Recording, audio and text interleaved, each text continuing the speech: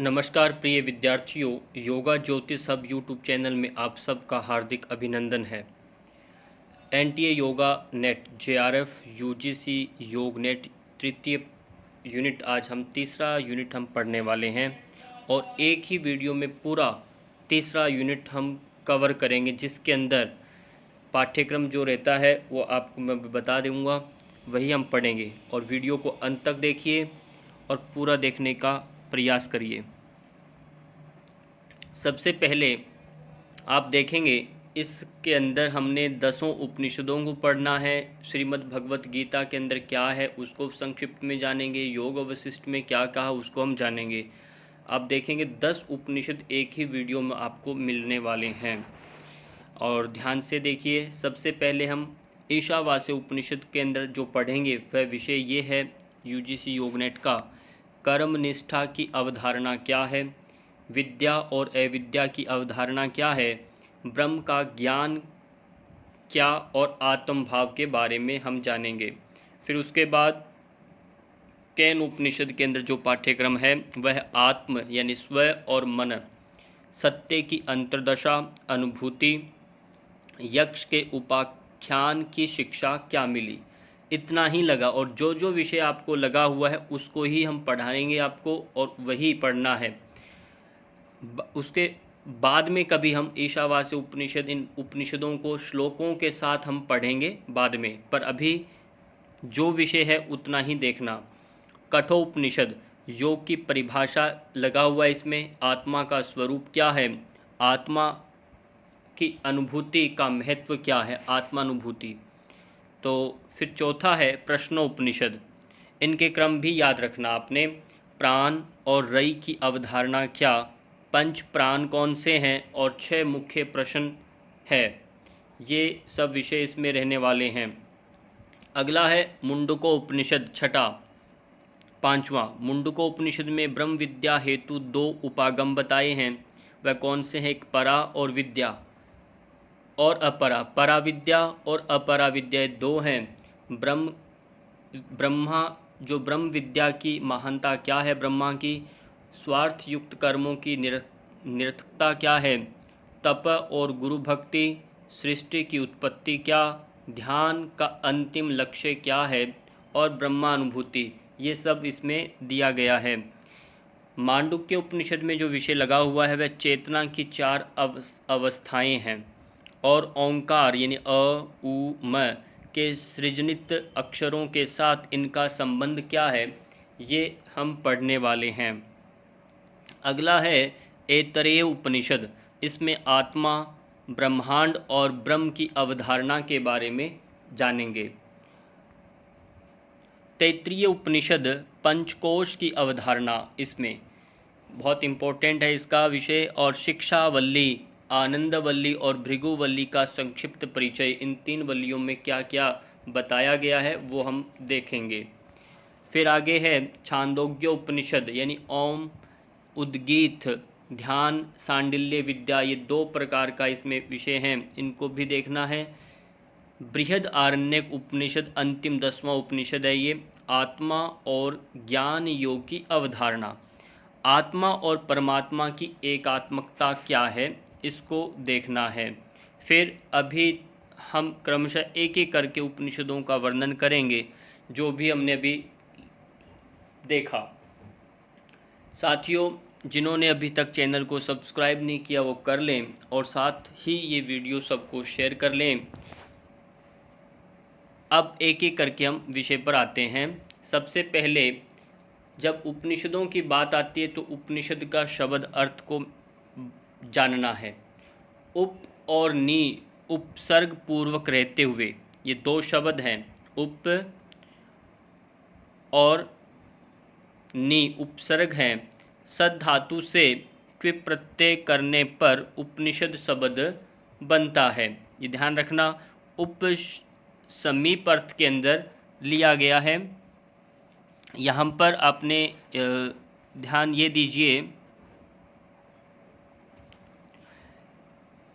समीप जो है यहाँ 2 उपसर्ग दिए हैं, एक तो उप दिया है, नी दिया है। इसमें उप का अर्थ हुआ समीप, नी का अर्थ होता है निश्चय से निष्ठापूर्वक, सद यानी बैठना, निश्चय पूर्वक से आकर के बैठना। और फिर यहाँ तत्व ज्ञान के लिए गुरु के निकट विनम्रता पूर्वक बैठना, ये सबसे इसका सीधा अर्थ आपको याद रखना है। तत्व ज्ञान के लिए गुरु के समीप निकट विनम्रता पूर्वक बैठना। उपनिषदों की संख्या, एक प्रश्न ये भी आता है उपनिषदों की संख्या कितनी बनती है, वह 108 से लेकर के 200 तक मानी जाती है। और इनमें से प्रमुख कितने हैं, 11 उपनिषद लिए गए हैं। यह आपको ध्यान रखना, 11 उपनिषद इसमें से प्रमुख है। अगला है प्रश्न इसमें उनके नाम। अब इन उपनिषदों के नाम की बात करें तो इनमें सबसे पहले ईशा, केन, कठ, प्रश्न, मुंडक, मांडुक्य, तैत्तिरीय, ऐत्रेय, छांदोग्य, बृहद आरण्यक और श्वेताश्वतर उपनिषद है। ये 10 उपनिषदों के नाम, यानी इसमें श्वेताश्वतर उपनिषद जो है ये 11वां उपनिषद है जिसमें शंकराचार्य द्वारा ये भाष्यकृत है। पहले जो है 10 ये आपके पाठ्यक्रम में है। और इसी में मुक्तिक उपनिषद में, कौन सा, मुक्तिक उपनिषद में श्वेताश्वतर उपनिषद को छोड़कर शेष 10 को ही प्रमुख उपनिषद माना गया है। यहाँ तक आपको स्पष्ट हुआ पाठ्यक्रम से, और इनके क्रम आपको याद रखना। कई बार होता है 10 उपनिषद में कौन सा उपनिषद आ रहा है ये भी हमें ध्यान रखना, नहीं इसमें कोई योग तत्व उपनिषद आ जाए तो आपको, इसमें नहीं है वो, इसको कहीं ना कहीं ये आदि शंकराचार्य द्वारा ये भाष्यकृत हैं ये 10 उपनिषद। अगला प्रश्न आता है वह ये है, अब हम एक एक करके पहला जो है उसको हम पढ़ेंगे। ईशावास्य उपनिषद की व्याख्या को लेते हैं। कर्म निष्ठा की अवधारणा, जो इसमें विषय थे वो आपको बता रहे हैं। कर्म निष्ठा की अवधारणा इसमें था। विद्या और अविद्या की अवधारणा क्या है, ब्रह्म का ज्ञान और आत्म भाव, इन चारों को आज हम इसमें अभी स्पष्ट करेंगे। सबसे पहले देखिए ईशावास्य उपनिषद का जो व्याख्या है ये हमें शुक्ल यजुर्वेद के 40वें अध्याय से संबंधित है। ये कौन सा अध्याय है, शुक्ल यजुर्वेद के 40वें अध्याय से संबंधित एक प्रश्न ये है। पहला तो शुक्ल यजुर्वेद से है, ये यजुर्वेद का है और 40वें अध्याय से है। इसमें 18 श्लोक हैं।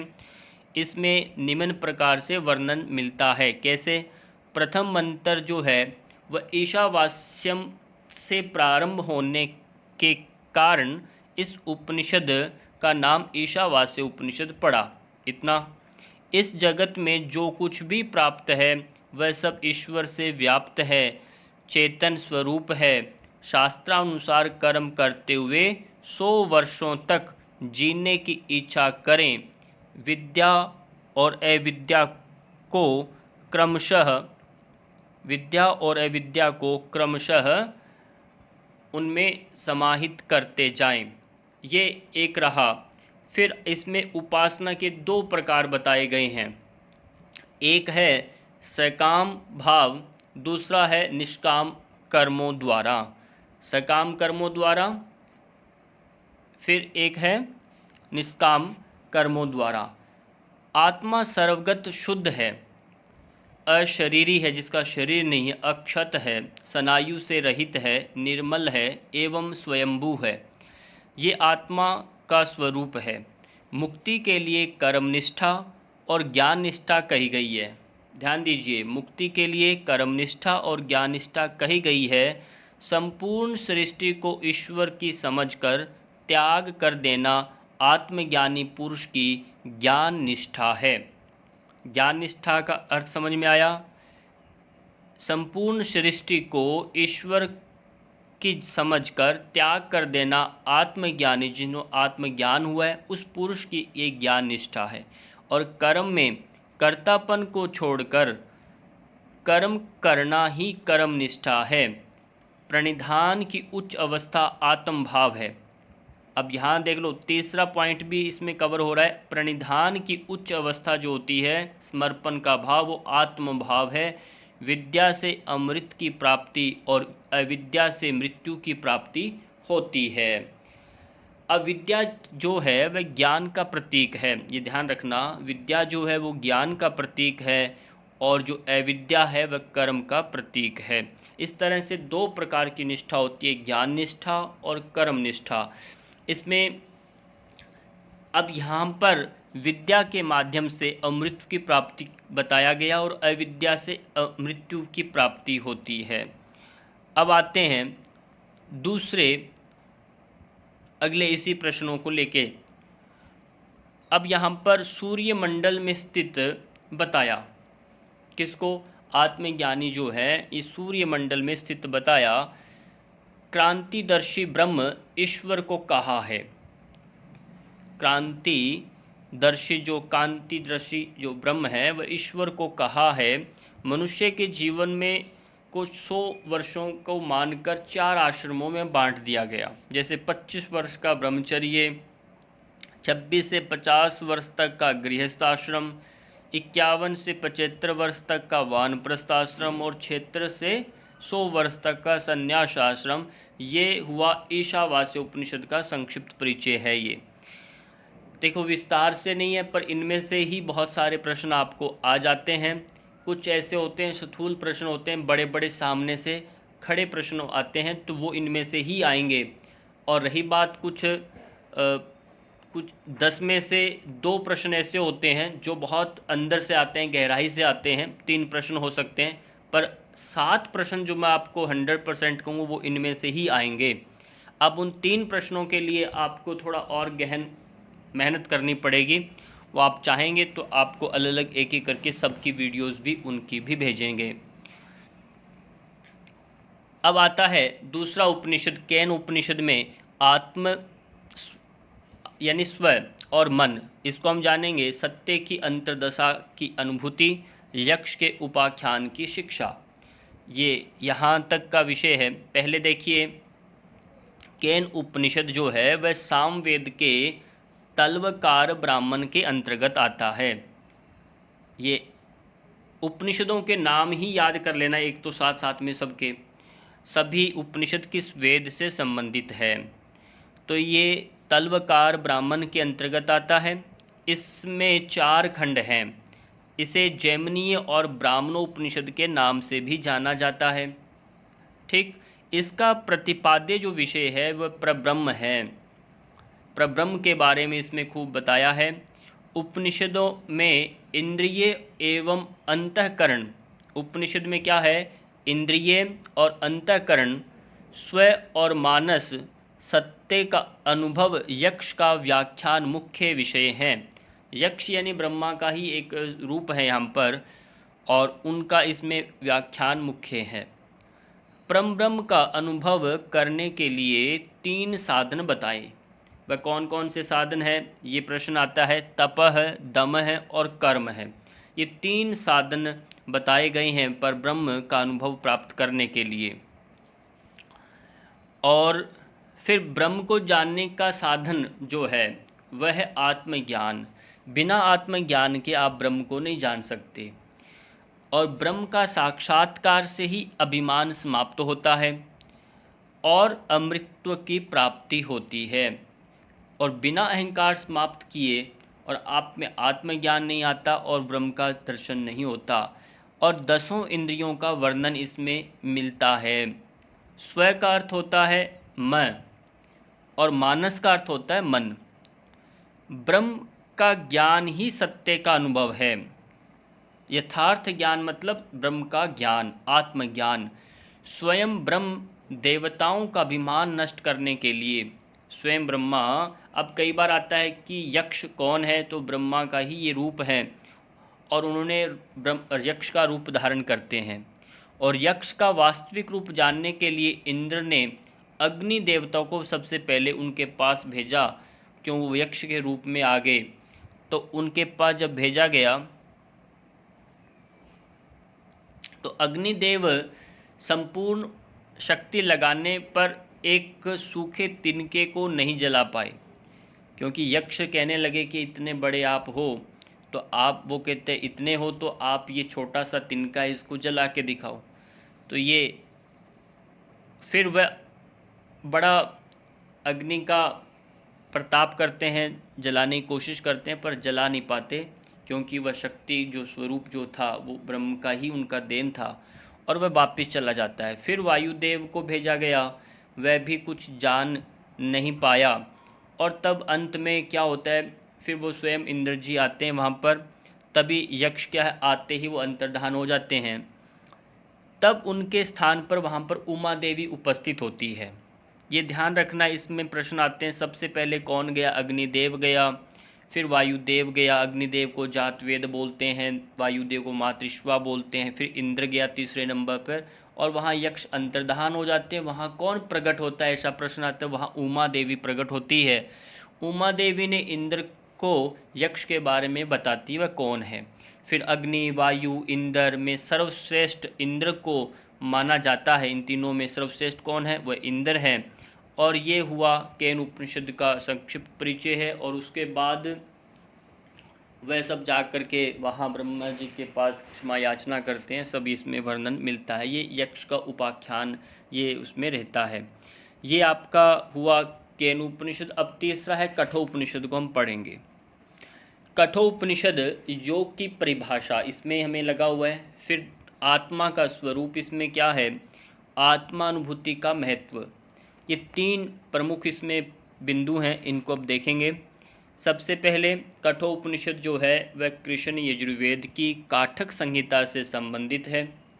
ध्यान दीजिए, कृष्ण यजुर्वेद की काठक संहिता से संबंधित है, जिसमें 2 अध्याय और प्रत्येक अध्याय में 3-3 वलियाँ हैं। कुल इसमें 119 मंत्र हैं।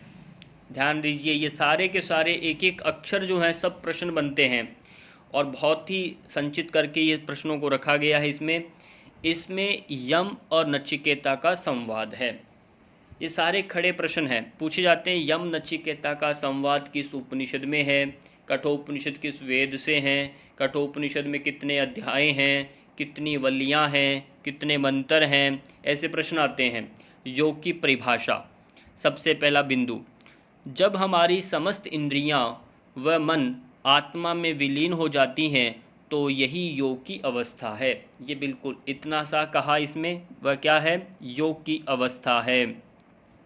अगला इसमें पूछा आत्मा का स्वरूप क्या है। इसका वर्णन प्रथम अध्याय की द्वितीय वल्ली के 18वें श्लोक में किया गया है, आप उसको देख लीजिए।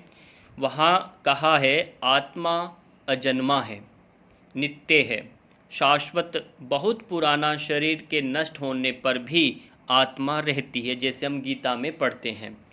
आत्मा न मरती है न किसी को मारती है। अध्यात्म योग के माध्यम से आत्म ज्ञान को प्राप्त किया जा सकता है। ये आत्मा का स्वरूप है। यहाँ तक आपको स्पष्ट हुआ होगा। अब तीसरा बिंदु था, उसमें आत्मा अनुभूति का महत्व क्या है, इसको भी जानिए। मन बुद्धि से श्रेष्ठ आत्मा है। मन बुद्धि से श्रेष्ठ आत्मा है, दोनों से। मन से बुद्धि श्रेष्ठ और बुद्धि से आत्मा श्रेष्ठ। आत्मा यदि चिंगारी है तो ब्रह्म ज्वाला है। ध्यान दीजिए, आत्मा यदि चिंगारी है तो ब्रह्मा क्या है, ज्वाला है। आत्मा से ब्रह्म को जान सकते हैं। जब पांचों इंद्रियां मन सहित स्थिर हो जाती हैं और बुद्धि भी चेष्टा रहित हो जाती है तो उस अवस्था को परम गति कहा जाता है। ये हुआ कठोपनिषद का संक्षिप्त परिचय। इतना सा उपनिषद आप देखेंगे तो एक एक उपनिषद को पढ़ने के लिए ऋषियों ने पूरा समय दिया, और ये थोड़ा सा है संक्षिप्त के लिए, जानकारी के लिए है, परीक्षा की दृष्टि से बनाया हुआ ये आपका वीडियो है आपके लिए। और अगला है आता है उपनिषद, वह ये है प्रश्नोपनिषद चौथा। प्राण और रई की अवधारणा क्या है, पंच इसमें प्राण कौन से हैं, 6 मुख्य प्रश्न कौन से, इनको हम जानेंगे। सबसे पहले प्रश्नोपनिषद जो है ये अथर्ववेद की पिपलाद शाखा की ब्राह्मण शाखा के अंतर्गत आता है, इसको रट लेना। ऋषि पिपलाद से 6 ऋषि प्रश्न पूछते हैं। ये प्रश्न आता है ऋषि कौन है प्रश्नोपनिषद में, तो ऋषि इसमें जो प्रश्नों के उत्तर देते हैं पिपलाद ऋषि हैं।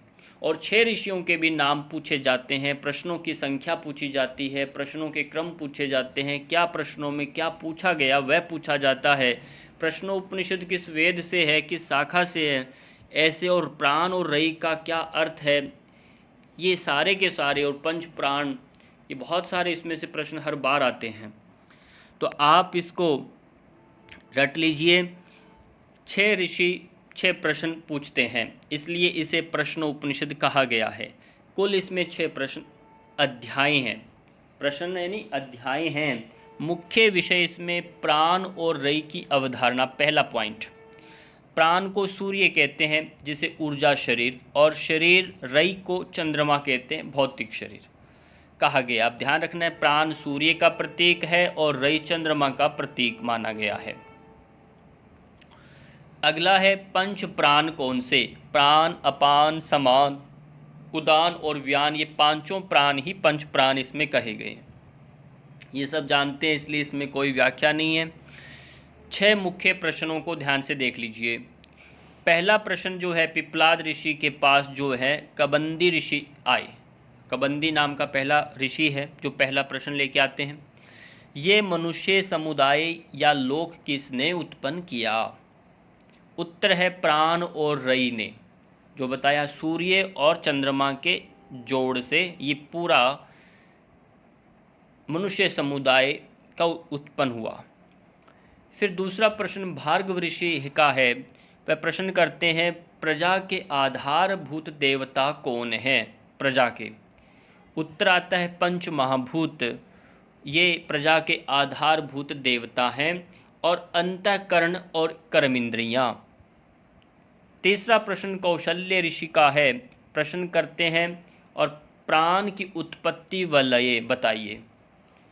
और उत्तर है आत्मा के द्वारा प्राण की उत्पत्ति होती है और इसी में वह लय हो जाता है। ये उसका उत्तर है कौशल्य ऋषि ने प्रश्न जो किया। चौथा प्रश्न आता है शौर्य ऋषि का।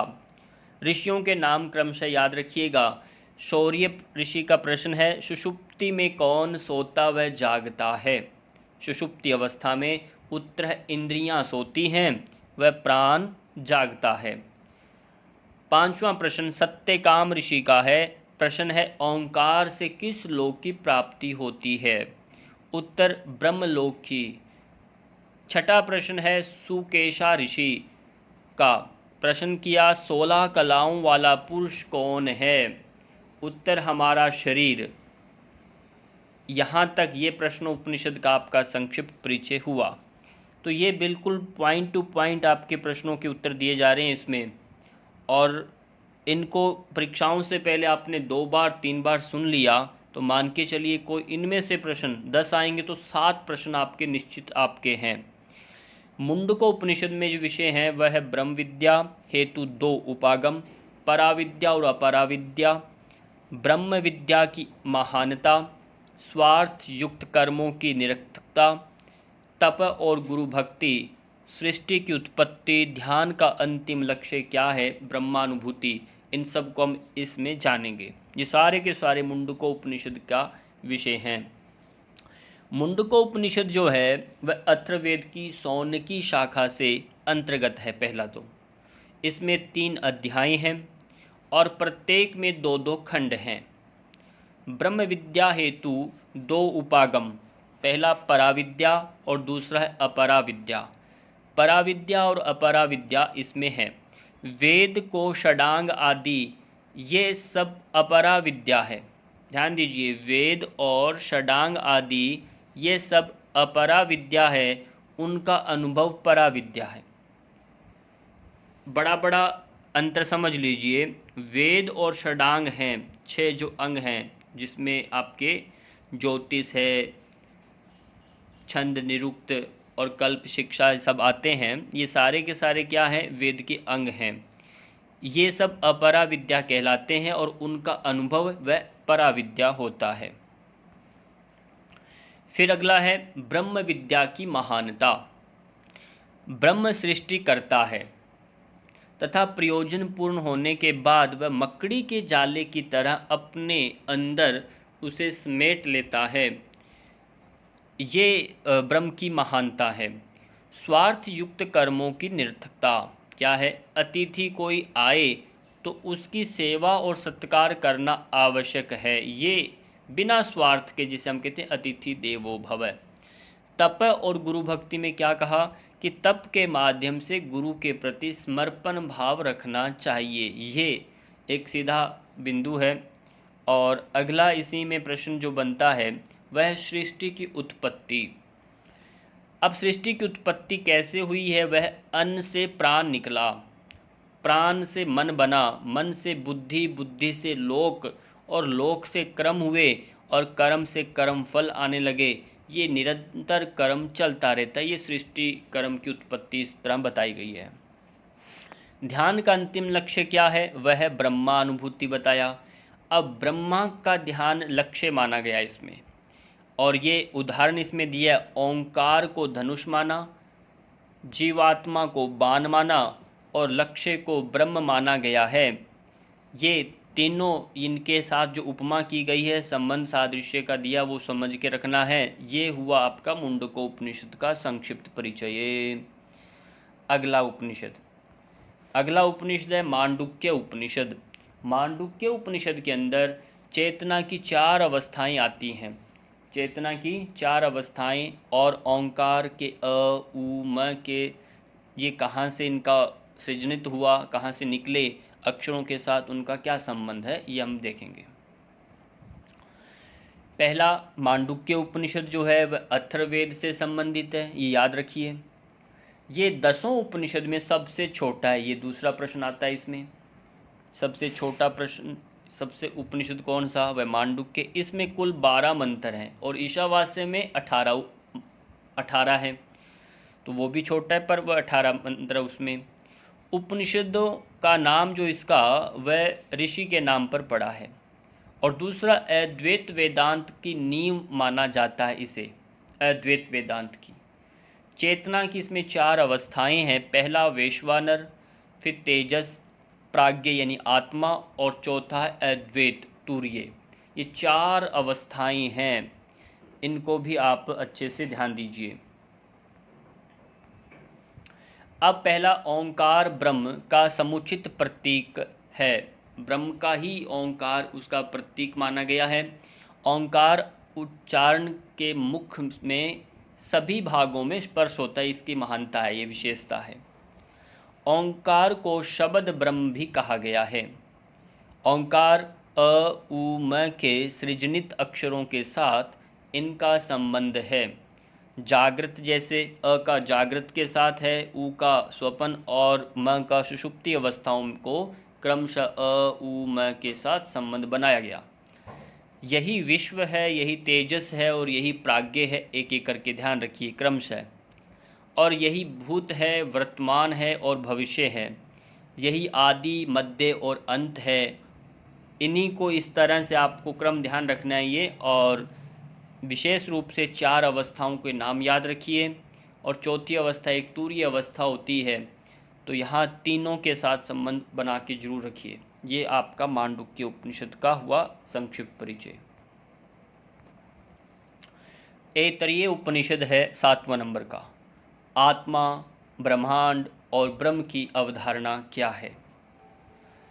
ऐतरेय उपनिषद जो है वह ऋग्वेद की शाखा ऐतरेय आरण्यक एवं दूसरे आरण्यक में 4, 5, 6 ये 3 अध्याय अंतिम जो है, ये मुख्य विषय इनका आत्मा की अवधारणा। पहले तो ये दूसरे आरण्यक में 4, 5, 6 ये 3 अध्याय हैं, जिसे हम ऐतरेय आरण्यक उपनिषद कहा गया है। फिर इसमें मुख्य विषय आत्मा की जो अवधारणा है। आत्मा शब्द जो है वह अप, अद और अत धातुओं से बना है, जिनका क्रमशः अर्थ जो होता है वह व्याप्ति, भक्षण और सततशील है। ध्यान रखना, तीनों धातुएं हैं, और जिसका अर्थ इसमें लिया गया है, और इसमें अर्थ भी इनके दिए। ब्रह्मांड और ब्रह्म की अवधारणा, ये दूसरा बिंदु था है इसका। इसमें ब्रह्म ने हिरण्यगर्भ की उत्पत्ति की सबसे पहले, जिससे 14 लोक उत्पन्न हो गए। 14 लोक उत्पन्न होने के बाद उसमें 7 ऊपर के हैं जो है भू, भुवः, स्वः, मह, जनः, तपः और सत्यम, और 7 जो है नीचे के हैं जिसमें अतल, वितल, सुतल, महातल, तलातल, रसातल और पाताल। ये क्रम से आप नाम याद रखिए, आते हैं ये 7 लोग। वाणी से अग्नि का सृजन होता है, प्राण से वायु निकला, आँखों से सूर्य निकला, कानों से दिशाएं, नाभि से मृत्यु देवता उत्पन्न हुए। ये भी पूछा जाता है किन से क्या निकला। उत्पत्ति में सबसे पहले गाय आया धरती पर, फिर अश्व घोड़ा बना, फिर मनुष्य शरीर में निवास हिरण्यमय पुरुष का है। ये भी क्रम याद रखिए। ये हुआ ऐत्रेय उपनिषद का संक्षिप्त परिचय। हालांकि इनमें मंत्रों को हम बातें करेंगे तो वो बहुत बारीकी से हैं, फिर भी आप इतना याद रखिए। तैत्तिरीय उपनिषद जो है इसमें पंचकोश की अवधारणा है, शिक्षावल्ली, आनंदवल्ली, भृगुवल्ली, या आप ध्यान दीजिए। इसमें सबसे पहले तैत्तिरीय उपनिषद, तैत्तिरीय उपनिषद जो है ये अत्यंत महत्वपूर्ण प्राचीनतम जो 10 उपनिषद हैं उनमें से 7वें नंबर पर है। और ये तैत्तिरीय उपनिषद जो है ये कृष्ण यजुर्वेद से संबंधित है। इसमें यह नोट नहीं किया गया, कृष्ण यजुर्वेद से है, नीचे आया गया है। और इसमें 3 प्रकार की वल्लियाँ हैं, शिक्षावल्ली, ब्रह्मानंदवल्ली और भृगुवल्ली। 3 खंडों में ये विभक्त है। तैत्तिरीय जो आरण्यक का 7, 8, 9वां ये प्रपाठक है, ध्यान ये भी रखना। शिक्षावल्ली में 12 अनुवाक हैं और 25 मंत्र हैं। ब्रह्मानंदवल्ली में 9 अनुवाक हैं और 13 मंत्र, तथा भृगुवल्ली में 19 अनुवाक और 15 मंत्र। अब इनकी अनुवाकों की टोटल संख्या आप जोड़ लीजिए, मंत्र कितने वो भी जोड़ सकते हैं।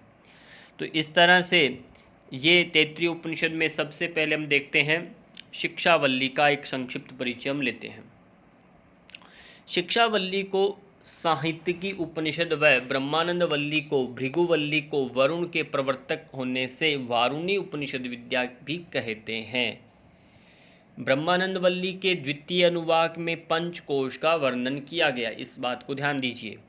इसमें संवाद ऋषि जो हैं वह वरुण हैं और पुत्र जो है भृगु ऋषि के बीच में, भृगु उनके शिष्य के रूप में है और उनके बीच में इनका संवाद चलता है और उस संवाद को इन पंचकोशों में बांटा गया है। अब शिक्षावल्ली का सार, 5 जो कोश हैं उनको आपने पढ़ा होगा, और नहीं तो पुरानी वीडियोस हैं उनमें जाकर प्लेलिस्ट में देख लेना। पहला अन्नमय कोश, प्राणमय कोश वो सब हैं, मनोमय कोश, विज्ञान आनंदमय कोश, उन सब का विस्तार से व्याख्या दी गई है। शिक्षावल्ली का सार ये है, इसमें उच्चारण विषयक है ये। इसमें प्रार्थना उपासना विधि भी बताती है कैसे करना, शरीर मन के संयम पर जोर दिया गया है, गुरु भक्ति, परिवार सेवा, समाज सेवा, नैतिक शिक्षा, ओम का ब्रह्म का प्रतीक माना गया है। इसमें शिष्य उपदेश, मोक्ष मीमांसा आदि का वर्णन किया गया है। कुल मिलाकर हमें ये जितनी मात्राएं हर्ष व प्लुत है इनका दीर्घ कैसे करना वो सब इसमें शिक्षावल्ली में, नाम से आप समझ रहे शिक्षा है, इसमें शिक्षाएं दी गई हैं। बहुत सारे उपदेशात्मक हैं, ये करना वो करना सब बताया गया है इसमें। फिर आगे दूसरा है ब्रह्मानंदवल्ली। ब्रह्मानंदवल्ली में 5 कोशों का वर्णन है, अन्नमय कोश, प्राण, मनोमय, विज्ञान और आनंदमय कोश। ये ब्रह्म का को सत्य असत्य का भेद बताया गया है इसमें, ब्रह्म को सत्य माना और असत्य का क्या है, ब्रह्म वेत्ता का वर्णन इसमें है, अभय प्राप्ति का इसमें वर्णन किया गया है। भृगुवल्ली का जो सार है वह ये है, ब्रह्मोपदेश जब होता है तो उसमें भृगु पिता संवाद इसमें आता है। भृगु पिता जो है वरुण के पास जाकर पूछते हैं समस्त भूत जगत कैसे उत्पन्न हुआ, कहाँ जाएगा। उत्तर में ब्रह्म से, ये कहते हैं क्या कहाँ से उत्पन्न हुआ, ब्रह्म से, और ब्रह्म में ही ये सब में, ब्रह्म ही सब में है। उदाहरण के लिए जैसे उसमें आता है मकड़ी से जाला जैसे उत्पन्न होता है, मकड़ी जैसे निर्मित करती है, बनाती है, और उसका उद्देश्य जब पूर्ण होता है तो मकड़ी में ही वापस वह विलीन हो जाता है। ये एक बहुत ऐसे ही ब्रह्मा को सृष्टि का एक उदाहरण देकर इसमें समझाया। ब्रह्मा भी ऐसे अपनी इच्छा से जाल जैसे निर्मित करता है, ये सृष्टि रचना करता है और वापस उसी में वह समाहित हो जाता है अंतिम में प्रलय काल में। ये तैत्तिरीय उपनिषद का संक्षिप्त परिचय आपका हुआ। अब है 9वां उपनिषद है छांदोग्य उपनिषद। छांदोग्य उपनिषद में ओम उद्गीत, ओम को उद्गीत प्राणायाम जैसा आप करते हो ना, उसमें ओम का उच्चारण रहता है। ओम को उद्गीत से संबोधित किया गया है, ध्यान है ये ओम का। शांडिल्य विद्या इसमें बताया गया है। ये दो विशेष बातें हैं। छांदोग्य उपनिषद जो है वह सामवेदीय तलवकार शाखा से छांदोग्य ब्राह्मण के अंतिम 8 अध्याय के अंतर्गत आता है। ये ध्यान वेदों से रखिए, किन किन वेदों से कौन सा उपनिषद है। इसमें कुल 8 अध्याय हैं टोटल। मुख्य विषय उद्गीत का बताया ध्यान, जिसमें ओंकार की उपासना होती है। ओंकार ब्रह्म का अक्षर माना गया है। उद्गीत का नाम प्रणव भी है। उद्गीत का नाम क्या है? एक प्रणव है। आप ध्यान दीजिए, इन सब प्रश्नों का मैं आपसे क्विज भी लूँगा और इन्हीं में से पूछूंगा, और आप जो भी विद्यार्थी देखे नोटिफिकेशन डालेंगे उस क्विज में पार्टिसिपेट करना। फिर देखते हैं आपने कितना अध्ययन इसका किया। शांडिल्य विद्या के बारे में आप क्या जानते हैं, ये पूछे तो क्या है ये? तो सर्व खल विदम ब्रह्म, ये ध्यान रखना, सब कुछ ब्रह्म का ही है, सब कुछ ब्रह्म ही है। संपूर्ण जगत ब्रह्म स्वरूप है, ये उसी से उत्पन्न होता है और उसी में लय हो जाता है, उसी से संचालित होता है और शांत भाव से उसी की उपासना करना चाहिए। ये कह रहे हैं शांत भाव से उसी की ही उपासना करना चाहिए। धान के जैसे तिनके में भी, छोटा धान का तिनका आप देखते हैं, चावल होता है ना, चावल व धान, उसमें छिलका रहता है चावल पर, वो धान कहलाता है। धान के तिनके में भी विशाल ब्रह्मांड में भी व्याप्त है कौन? ये ब्रह्म जो है, ये सब में व्याप्त है, कोई ऐसा नहीं है। चींटी से हाथी तक जैसे हम कहते हैं। ये छांदोग्य उपनिषद यही शांडिल्य विद्या का विस्तार है, उसमें बताया गया है। और अगला 10वां उपनिषद है बृहदारण्यक उपनिषद, और सबसे महत्वपूर्ण है ये और सबसे बड़ा उपनिषद है ये। और इसमें आत्मा और ज्ञान योग की अवधारणा बताई गई है। आत्मा और परमात्मा की एकात्मकता के बारे में पूछा गया है, बताया गया है। चलिए बात करते हैं बृहदारण्यक उपनिषद शुक्ल यजुर्वेद की। पहले तो ध्यान रखिए शुक्ल यजुर्वेद का है ये, और काण्वी शाखा के वाजसनेय ब्राह्मण के अंतर्गत आता है ये। फिर इसमें कुल जो हैं 6 अध्याय हैं टोटल। टोटल कितने अध्याय हैं इसमें? 6 अध्याय हैं, और ये सबसे बड़ा उपनिषद है। याज्ञवल्क्य ऋषि जो हैं सबसे बड़े वक्ता हैं। सबसे बड़े वक्ता कौन है? याज्ञवल्क्य ऋषि। आत्मा और ज्ञान की अवधारणा, आत्मा अमर है, अजर है, आत्मा ही श्रेष्ठ है, ये सब इसमें बताया गया है, और ये इसकी अवधारणा है आत्मा के बारे में। और फिर दूसरा इसी में आता है 3 ऐषणाएँ। 3 ऐषणाएँ यानी लोकेशना, पुत्रेशना और विद्धनेशना, ये 3 ऐषणाएँ हैं।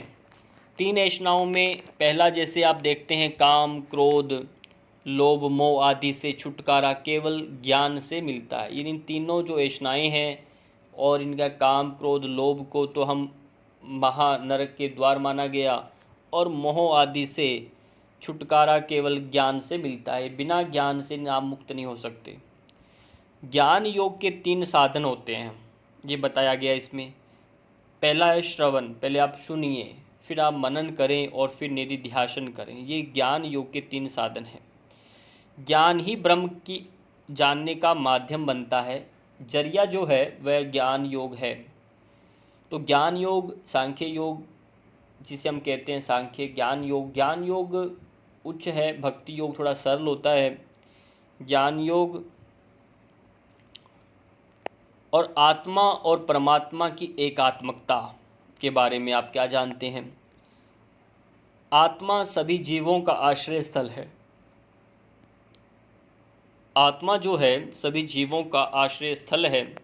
आत्मा और परमात्मा का मिलन ही योग है। देखिए कितना सरल भाषा में बताया गया आपको, और ये आपका बृहद आरण्यक उपनिषद का संक्षिप्त परिचय हो गया। 10 आपके उपनिषद पूर्ण हो चुके हैं। बहुत बढ़िया, अच्छी बात। अब हम थोड़ा श्रीमद् भगवत गीता जो इस दूसरे यूनिट में लगा हुआ है आपके पाठ्यक्रम में, उसको भी आप देख लीजिए लगते हाथ। वह ये है भगवत गीता का, ये सारा जो विषय मैंने पाठ्यक्रम का लिखा है इसमें, ये लगा हुआ आपके पाठ्यक्रम में, और इसको आप स्वयं भी देखिए, पढ़िए। भगवत गीता का सामान्य परिचय, योग की परिभाषाएं कितनी हैं और उनकी प्रासंगिकता एवं क्षेत्र उनका क्या है, भगवत गीता के आवश्यक तत्व क्या हैं, उसमें आत्मस्वरूप, स्थित प्रज्ञा और सांख्य योग का अर्थ पूछा गया। ये अध्याय 2 में आता है सारा का सारा। कर्म योग अध्याय 3 पूरा लगा हुआ आपको। संन्यास योग और कर्म स्वरूप जो हैं, ये सकाम और निष्काम कर्म के बारे में ये समझ लीजिए। संन्यास और ध्यान योग अध्याय 6 के अंदर ये सब विषय आते हैं। भक्त के प्रकार, जो 4 प्रकार हैं भक्त के, उनमें से 7वें अध्याय का प्रकरण, और भक्ति का स्वरूप क्या है, और 12वां पूरा अध्याय आपको लगा हुआ है। सारी भक्ति अध्याय के नाम से जाना जाता है 12वां अध्याय। भक्ति योग के साधन क्या हैं, साध्य क्या हैं, त्रिगुण की प्रकृति का स्वरूप क्या है, और त्रिविध श्रद्धा योग साधक का आहार कैसा होना चाहिए, आहार का वर्गीकरण, ये 14, 17 2 अध्याय हैं जिसमें गुणों के बारे में और खान पान के बारे में बताया गया है, उसको आप देखेंगे। देवासुर संपद विभाग, ये 16वां अध्याय है, और मोक्ष संन्यास योग 18वां अध्याय। देखिए 17वां नहीं लगा हुआ, 15वां नहीं है पुरुषोत्तम योग, पर फिर भी आपने सभी अध्यायों के नाम क्रमशः याद कर लीजिए, क्योंकि पिछली बार परीक्षाओं में नाम पूछा गया है। और अब देखिए संक्षिप्त परिचय श्रीमद् भगवत गीता का। महाभारत के भीष्म पर्व से विकसित हुआ है ये श्रीमद् भगवत गीता। पहले तो ये बात याद रखिए, महाभारत से लिया गया और भीष्म पर्व से लिया गया। गीता भीष्म पर्व का 23-40 अध्याय है। अब 23-40वां अध्याय जो है ये भीष्म पर्व का है, जिसे मोक्ष संन्यास योग भी कहते हैं, अंतिम का, और वहाँ से लिए गए हैं।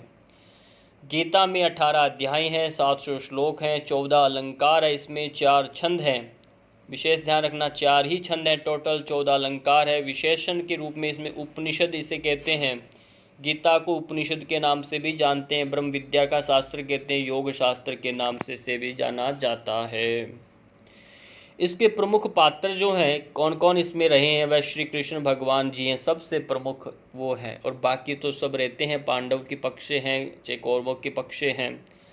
कहीं कहीं पर गीता के 745 श्लोकों को भी माना जाता है, और सबसे ज़्यादा श्लोक जो हैं 645 इसमें अनुष्टुप छंद में है सबसे ज़्यादा, और बाकी 3 छंद और हैं वो उसमें कम है। 645 सबसे ज़्यादा अनुष्टुप छंद में हैं।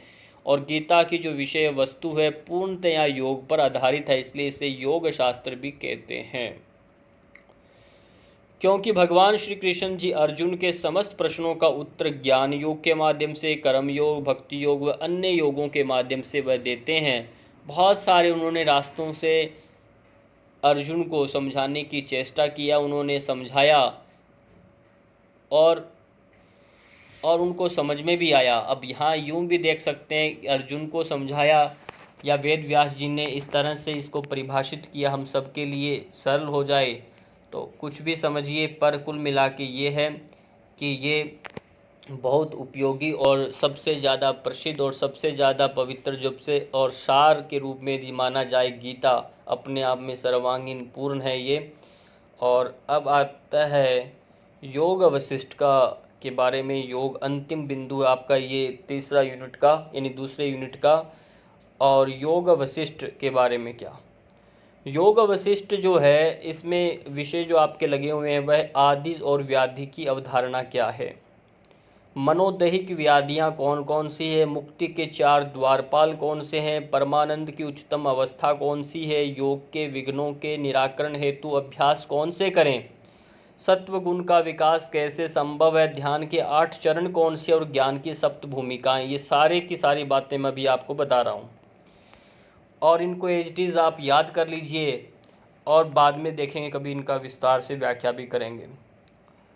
अभी सबसे पहले आप समझिए योग वशिष्ठ के प्रमुख जो बिंदु हैं, पॉइंट्स इसमें क्या हैं।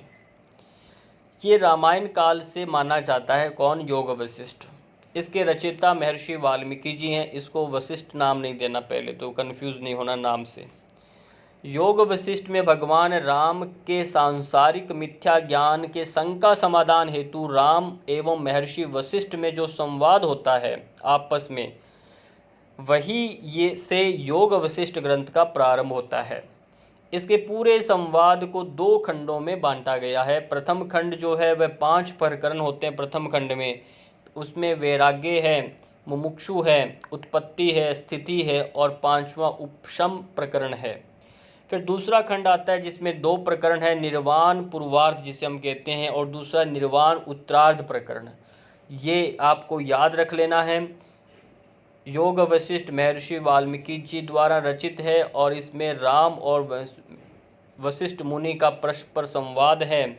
और इसमें 2 खंड हैं और एक खंड में पहले में 5 प्रकरण, दूसरे में 2 प्रकरण, टोटल प्रकरण 7 हो जाते हैं। इस तरह से ये हुए प्रमुख पॉइंट्स आपके इसके। अब बात करते हैं एक एक बिंदु से। आदिज और व्याधि की अवधारणा क्या? आदिज और व्याधि का संबंध जो है वह पंचकोशों से है। पंचकोश यदि आपने पहले वाली वीडियोस देखे होंगे हमारे, तो उनमें बताया गया है पंचकोशों से इसका संबंध। फिर आता है मनोदेहिक व्याधियां कौन सी हैं? उसका उत्तर है मन से प्राण दूषित होता है, प्राण से आपका अन्नमय कोश दूषित हो जाता है, वह शरीर में प्रवेश कर जाता है। ये मनोदेहिक व्याधियां कहलाती हैं। जो मन से विकृत होने से रोग लगता है और प्राण के दूषित होने से शरीर में रोग जो आता है। अगला प्रश्न आता है इसमें मुक्ति के 4 द्वारपाल कौन से? ये प्रश्न आए हर बार आते हैं। पहला है शांति जिसे हम कहते हैं शम, फिर विचार जिसे विवेक कहा, फिर संतोष, सत्संग, साधु संगम। ये 4 प्रकार के जो हैं ये 4 द्वारपाल हैं।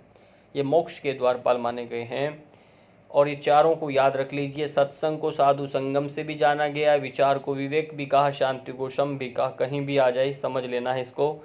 परमानंद की उच्चतम अवस्था कौन सी है? शुक जो है, शुक पक्षी जो है, शुक ने प्रश्नों को राजा जनक कैसे करता है। आपने राजा जनक और शुक का संवाद चलता है ना, तो शुक के प्रश्नों को राजा जनक कैसे शांत करता है, ये कहानी श्री राम जी को विश्वामित्र को सुनाई। ये कहानी किसने? श्री राम जी को विश्वामित्र ने सुनाई। तो ये उच्चतम अवस्था हुई। अब अगला योग के विघ्नों के निराकरण हेतु अभ्यास बताइए। कैसे विघ्न ये कौन से हैं? इसमें इच्छा, क्रोध, लोभ, भय और निद्रा, ये योग के 5 अवरोध माने गए हैं और आपको इन 5 से बचना भी है। इन 5 से यदि आप बचेंगे तो आप निश्चित रूप से जीवन में कुछ करेंगे। अगला है सत्व गुण का विकास। इदम प्रथमता। पहला क्या है? सत्व गुण का विकास कैसे करना? पहला इदम प्रथमता गुण पितरी समत्वा है, समत्वा अधम सत्वा अत्यंत तामसी राजसी राज सात्विकी राजसी राजसी तामसी राजस्वा तामसी तामसी और तामसत्वा। सत्व गुण का विकास 12 प्रकार की प्रज्ञा से होता है। ये 12 प्रकार जो बताए गए हैं इनको भी याद रख लीजिए। और ध्यान के 8 चरण, वही अष्टांग योग के 8 अंगों को ध्यान के अंदर लिया गया है। वही यम, नियम, आसन, प्राणायाम, प्रत्याधारणा, ध्यान, समाधि, इन 8 को आपने इसमें ध्यान देना। यही 8 चरण है इसमें। अंतिम बिंदुओं पर आ गए हम। ज्ञान की सप्त भूमिकाएं, इनको भी क्रम से याद कर लें। शुभेच्छा, विचारणा, तनुमानसा, सत्वापत्ति, असंशक्ति, पदार्था भावना और तुर्यगा, ये ज्ञान की 7 भूमिकाएं हैं। इनका वर्णन भी पहले वाली वीडियोस में किए हुए हैं। क्या शुभेच्छा है, विचारणा किसे कहते हैं, सब बताया गया है। और अगला है योग अभ्यास की 7 भूमियाँ कौन सी हैं। आपने 3 तो पढ़ा, श्रवण, मनन और निधिध्यासन ज्ञान की, पर आगे और भी हैं। उनको कहते हैं विलापिनी, ब्रह्मवित्त, आनंद रूपा और तुरीय अवस्था। ये 7 ये भूमियाँ हैं योगाभ्यास की। और यहाँ तक का ये आपका विषय ये हो गया है। और वीडियो आपको कैसा लगा ये ज़रूर बताइए कमेंट करके। आप सबका बहुत बहुत धन्यवाद। वीडियो को आप शेयर करिए। इसी के साथ पुनर्मिलामः।